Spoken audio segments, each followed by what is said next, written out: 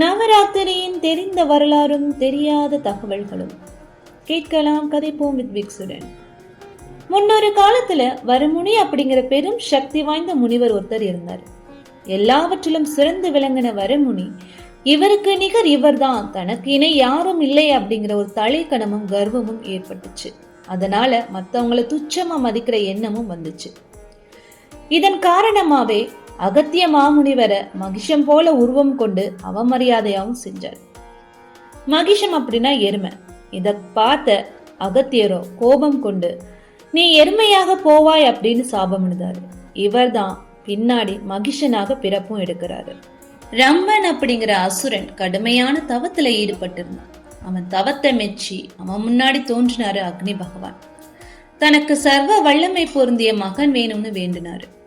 அவன் வேண்டியதை அருளிய அக்னி தேவன், ரம்பன், நீ கேட்ட வரத்தை அளித்தேன்.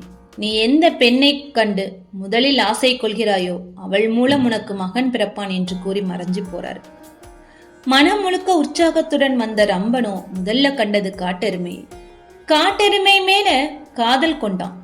தானும் காட்டெருமையாவே உருமாறினான். முனிவர்களால எருமையாய் பிறப்பாய்னு சாபம் பெற்ற வரமுனி அந்த அசுரனோட வாரிசா மகிஷாசுரனா பிறந்தாரு.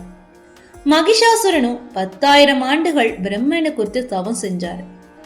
எனக்கு தேவர்களாலோ அசுரர்களாலோ மானிடர்களாலோ மரணம் ஏற்படக்கூடாது, ஒரு கன்னி பெண்ணாலதான் எனக்கு மரணம் ஏற்படணும்னு வரம் கேட்கிறாரு. பிரம்மதேவரோ அப்படியே அழித்தேன் அப்படின்னு சொல்றாரு.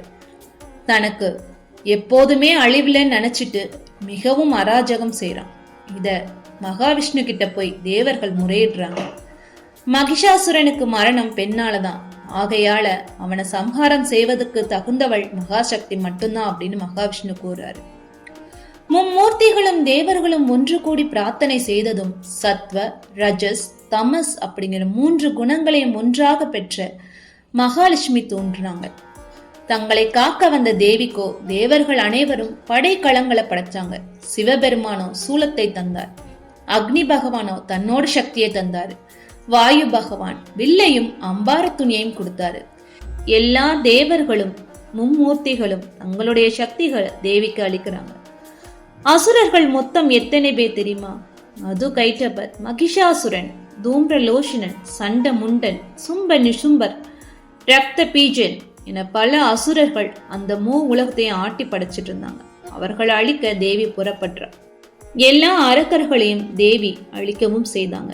இதுல மகிஷாசுரனை அழிக்கும் போது அவனோட உடம்புல இருந்து வெளியேறின ஒவ்வொரு இரத்த துளியில இருந்து ஒரு மகிஷன் பிறப்பெடுக்க செய்தான். இதை பார்த்த தேவி சாமுண்டி தேவிக்கு கட்டளையிடுறாங்க. இவன் உடம்புல இருந்து வெளியேற ஒவ்வொரு இரத்த துளியையும் கீழே படாதவாறு குடிக்க ஆணையிடுறாங்க.